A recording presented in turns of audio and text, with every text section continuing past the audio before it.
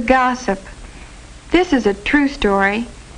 The names have been changed to protect the innocent and the guilty. Mainly, it's the story of Laura and Jean. Laura and Jean were best friends.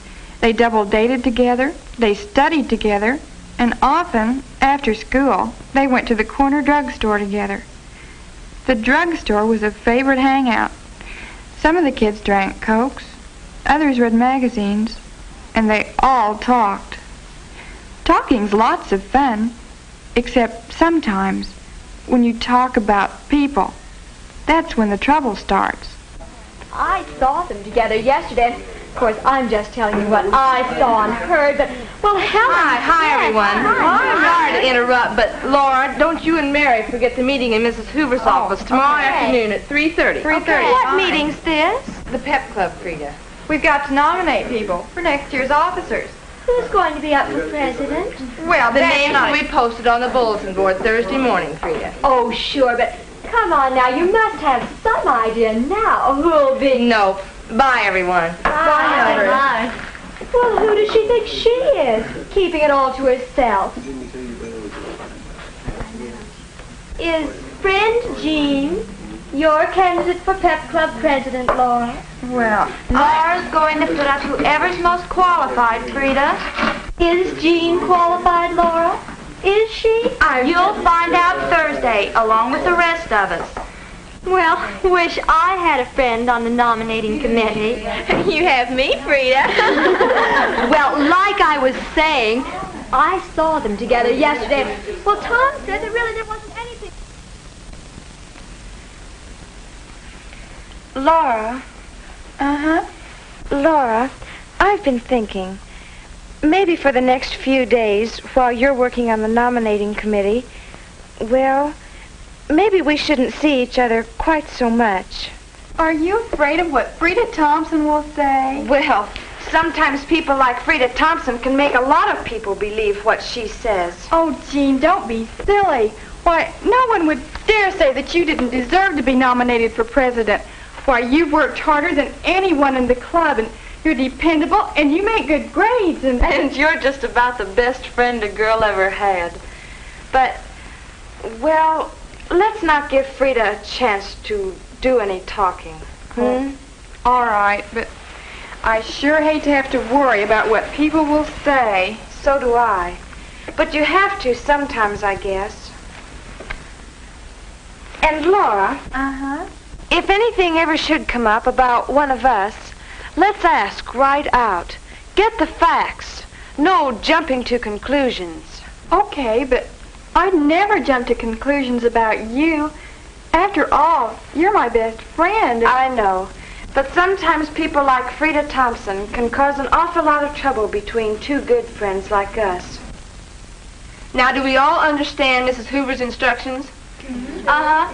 We each have a candidate to check on.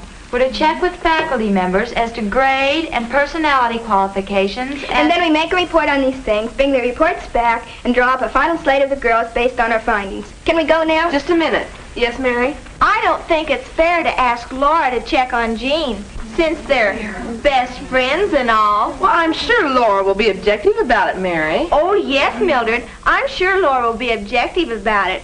As objective as she can be. Well, how could she help it? We all know pretty well what Jean's qualifications will be. Well, sure. I'm just saying I think it'll look funny for Laura to check on her best friend. Are you saying that, or is Frida Thompson saying it? What do you mean? Okay, hold it. The assignments have been made, and that's that. Now, there's one more thing on Mrs. Hoover's instructions. Then can we go? Yes, then you can go. Here it is. Remember, girls, we have to do a lot of talking about people in this office. Because of this fact, everything talked about in this office must stay in this office. Okay? Sure. That's it for now.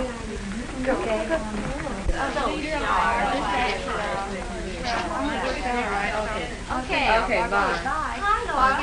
Hi, Frida. Do you still go steady with Jim? Why, yes. Does your best friend go steady with him, too? What do you mean? Look. Oh, Frida, he's just taking her home. Why isn't he waiting for you? Well, I told him not to because of the meeting. Well, when the cat's away, the mice will. Bye now. Why isn't he waiting for you?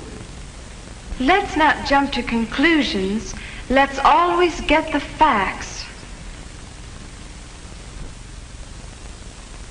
Yes, Laura, I think Jean would be a good choice for Pep Club president. Hello, Mrs. Anderson. Hi, Hi, Jean. Laura. Hi, Jean. Here are the tests, all done. Would you like me to put them in the drawer for third hour? No, just set them on top of the file. I'd like to check them over, please. Well, thank you very much. Mr. Summers would like to see you in the office when you're through here. All right. Thank you. I'll see you both Thanks later. again. Bye. How she can make up so many different questions year after year, I'll never know. Jean. Oh, Larry, come here a minute, will you? I have something I'd like to tell you. What can I do for you, cutie? You're in Mrs. Anderson's third hour class, aren't you? Don't I look like it? I've been up most of the night studying for that quiz of hers. Well, there's some things I'd like to talk to you about. Oh, while we have a few minutes now before class starts.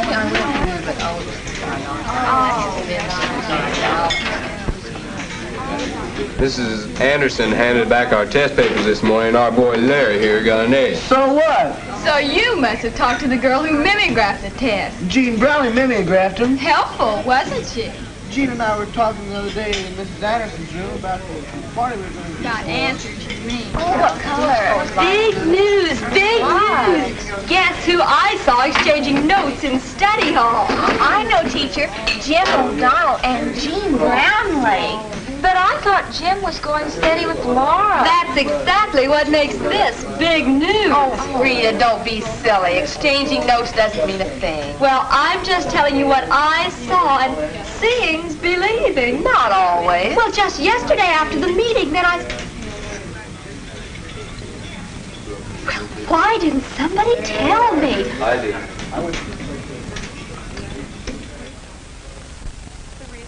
I think that Jean Brownlee doesn't deserve to be nominated for president. Well, Laura, you're Jean's best friend, and you wouldn't be bringing in just plain gossip about her. But somehow it just doesn't seem like Jean to help people cheat on a quiz. Oh, I don't know.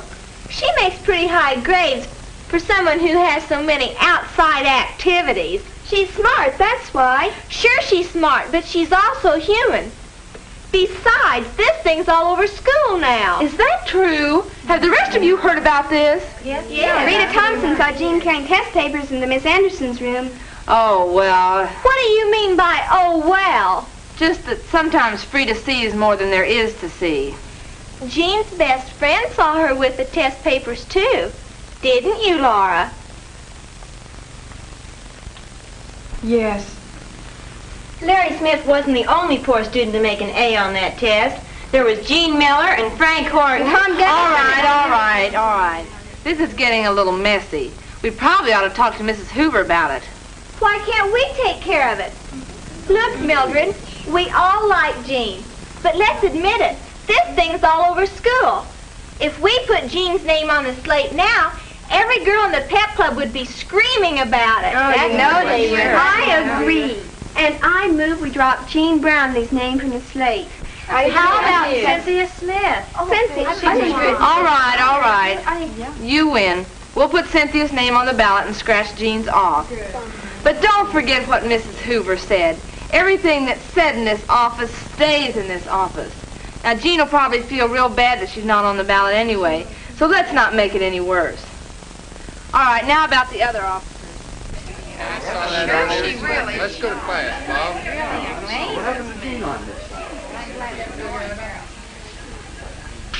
Hi. Say, thanks for helping me with this gift, Jean. Hey, what's the matter? Your name won't fade off. Cynthia Smith. Will I'll be. Oh, look, Jean, it's only an office. Why, 20 years from today, you won't even remember it. Oh, I'll remember it all right. Because it's my best friend's birthday. See you later, Jim. Bye. Golly, Jean, I'm sorry about your not getting on the pep club slate. Everyone who's up there will do a fine job, I'm sure. Jean, there's something I want to tell you for your own good.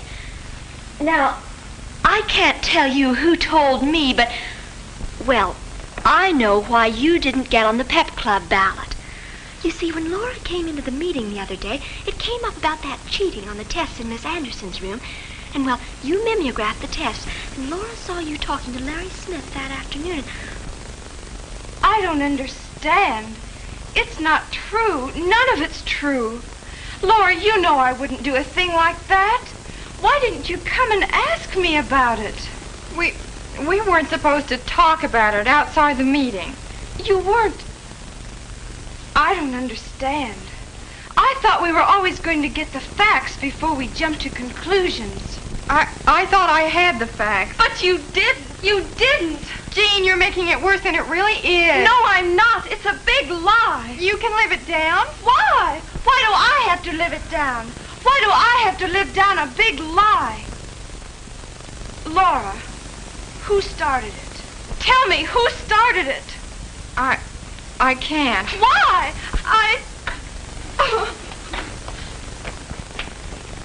She's still upset about that pep club deal? I guess. Women. Oh, well. Say, happy birthday. Here, take it. Why, thank you, Jim, but I thought you'd forgotten. Why should I forget? I don't... Oh, Jim. A friendship bracelet. How did you know I wanted one? Your best friend told me. Oh? Yeah, boy, that Jean's a swell gal. You know how I hate to shop for things for girls. The clerks look at you so funny and everything. Well, Jean did all the shopping while I drove her around. She even wrapped it for me last night. And oh, you know what else she did? She heard about Mrs. Anderson leaving next year, and she and Larry Smith and some of the other kids are arranging a farewell party for her. And oh, and did you hear the lowdown on the good grades in Mrs. Anderson's third-hour class? Seems Tom Gunnison found a copy of the test in the mimeograph room and started circulating it. Hey, what's wrong with you? Look, if that was a dirty deal about Jean's not getting on the pep ballot, just tell me. Laura, what's wrong? Nothing's wrong. Go away.